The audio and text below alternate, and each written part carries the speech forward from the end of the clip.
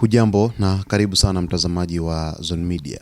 Mwana wa rais wa Venezuela aliyekamatwa Nicolas Maduro alionekana mbele ya bunge siku ya Jumatatu kuahidi kumsaidia rais wa mpito Delcy Rodriguez. Akizungumza kwenye kikao cha ufunguzi wa bunge, Maduro mdogo anayejulikana kama Nicolasito alisema familia yake iko tayari kumsaidia Rodriguez kuongoza nchi baada ya baba yake kukamatwa na majeshi maalum ya Marekani siku ya Jumamosi.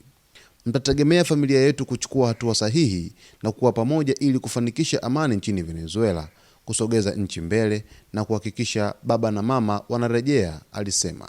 Alionya pia kwamba kiongozi wa taifa kutekwa ni hatari kwa nchi zote zinazokataa nguvu za kigeni. Leo ni Venezuela, kesho inaweza kuwa nchi yoyote isiyokubali. Alimalizia kwa maneno ya kibinafsi kwa baba yake: umetufanya sote wa familia kuwa watu imara. Tuko hapa tukifanya jukumu letu hadi utakaporudi. Nchi iko mikononi mwa watu sahihi, baba. Hivi karibuni tutakutana tena hapa Venezuela na utawaona wavulana. Tutakuona Celia. Wakati huo huo, Maduro na mke wake Celia Flores walijibu mashtaka ya kigaidi na njama za silaha katika mahakama ya shirikisho siku ya Jumatatu mchana kwa kusema sio hatia. Madaraka ya mama na baba yamepangiwa kuendelea Machi 17. Mahakama ya juu nchini Venezuela ilimteua Rodriguez kuwa rais wa muda ili kuhakikisha serikali inaendelea kufanya kazi.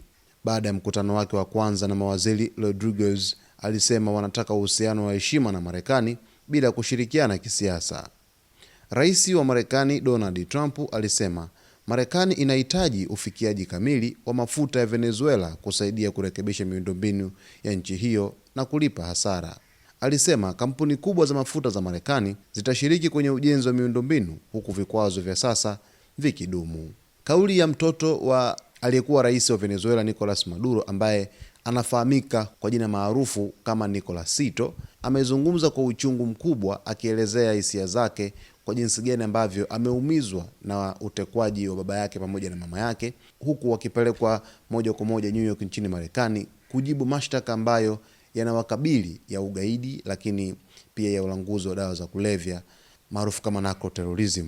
Sasa basi, kufuatia mtoto wa aliyekuwa rais wa Venezuela Nicolas Maduro kueleza wazi kwamba atakuwa bega kwa bega na rais wa mpito wa nchi hiyo ambaye ni Delcy Rodriguez, imeonyesha wazi mshikamano wa viongozi katika taifa la Venezuela, lakini mshikamano wa familia ya Maduro dhidi ya kiongozi huyo mpya ambaye amechukua madaraka mazito chini ya shinikizo kubwa la Marekani na kudai kwamba hatokubali Marekani iweze kuendesha taifa la Venezuela kama ambavyo Trump alitamka baada ya kuweza kumnyakua aliyekuwa rais Nicolas Maduro. Basi kwa taarifa zaidi ungana nasi wakati wote kwa kusubscribe channel yetu, kulike, kucomment pamoja na kushare.